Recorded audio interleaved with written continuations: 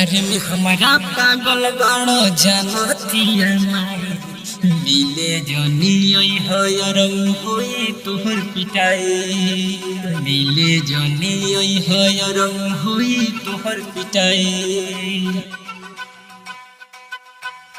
प्यार में हमारा पागल बाड़ो जानतिया माई मिले जनी ओई हयरौ होई तोहर पिटाई मिले जनी ओई हयरौ होई तोहर पिटाई। तोही से देखो हमर जाने गइल बा भाई मिले जनी ओई हयरौ होई तोहर पिटाई।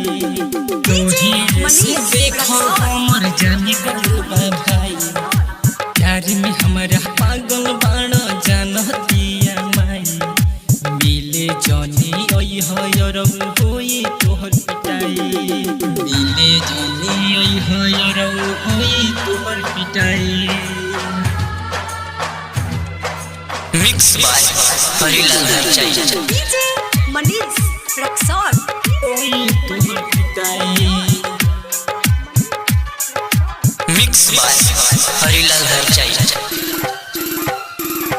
मिले जनी ओई हयरौ होई तोहर पिटाई।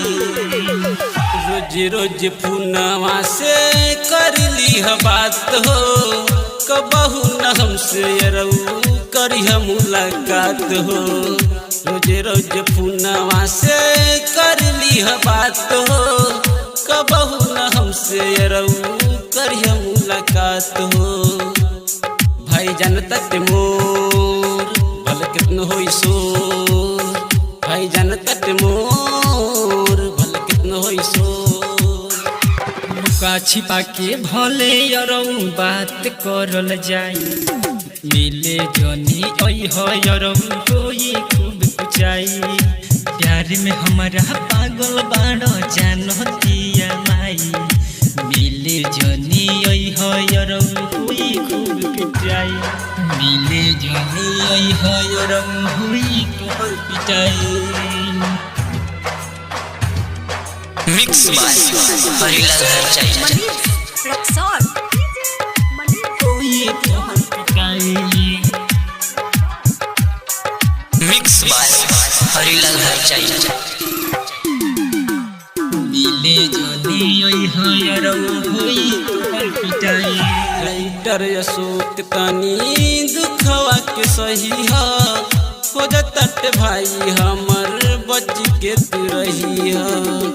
राइटर अशोक तनी दुखवा के सही हो जत भाई हमर बच के तू रही हो। माई मारतिया मोर बहे अखिया से लोर माई मारतिया मोर बहे अखिया से लोर। जुगुल बिहारी हमसे कबो बात न करे पाई मिले जनी ओई हयरौ होई खूब कुचाई। प्यार में हमारा पागल बाड़ो जानतिया माई मिले जनी ओई हयरौ होई खूब पिटाई।